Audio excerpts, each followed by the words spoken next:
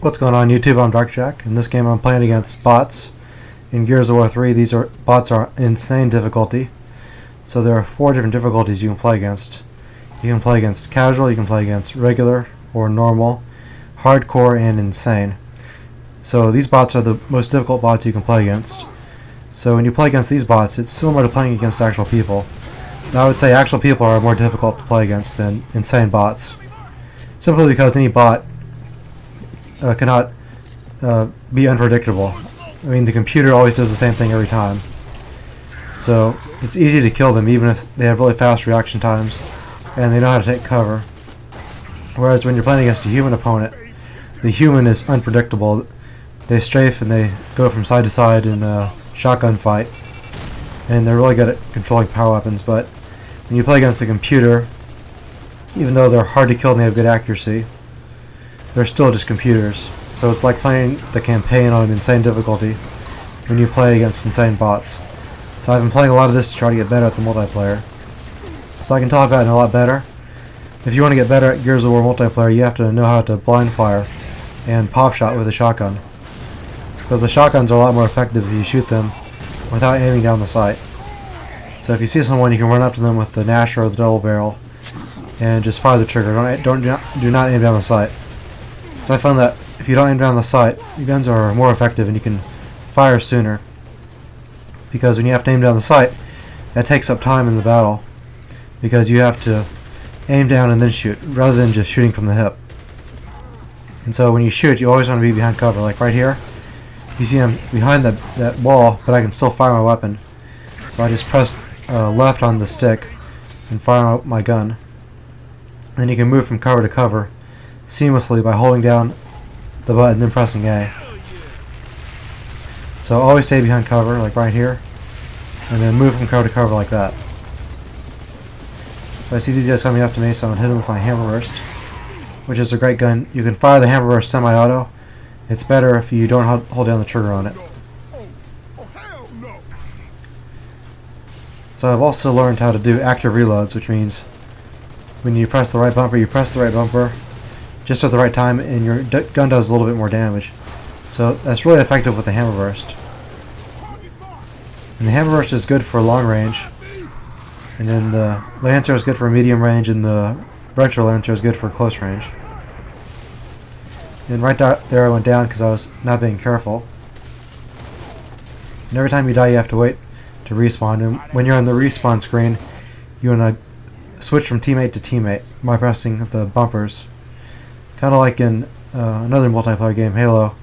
After you die you can press up and down on the D-pad to switch between your different teammates just to see where they are. That's kind of what you want to do in here as well. Like I said earlier, this game reminds me of the game Halo in some ways because you have to rush with your teammates, you have to stay together with your team, you have to control the power weapons. And it's also like Unreal Tournament, which is a PC game. That was a lot of fun. There's also Unreal Tournament 3 for consoles, which is also a blast. And it's kind of like a third-person version of Unreal and Halo, if you can imagine that. Because it requires a lot of teamwork and skill to play. You have to stick together, you have to control power weapons, you have to have map control. So on this map, what you want to do is you want to camp up top on the second floor and then shoot down on the enemy team that is underneath you. So if you can do that and camp effectively, you can get a lot of kills and you can win the game pretty easily if you just stay together.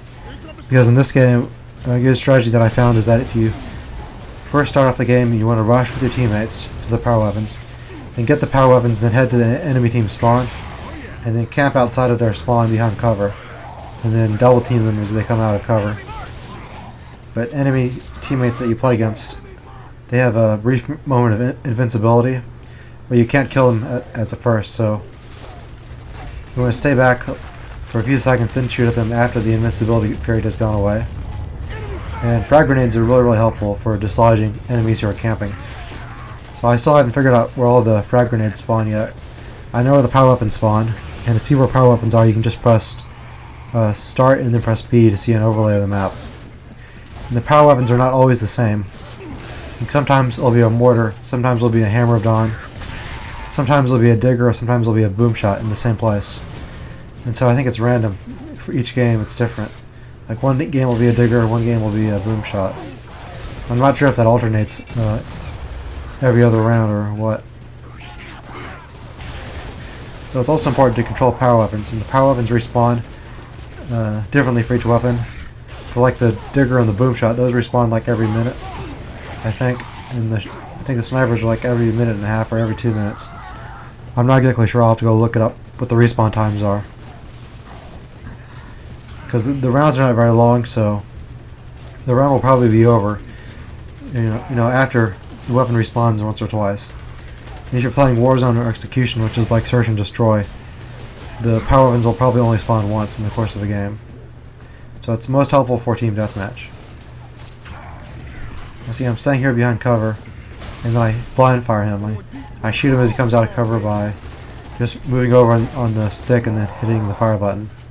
So you can fire your gun from behind cover. So there you always have an advantage over the people that are rushing you. So I hope you guys learned something from this. I'll have more videos up later.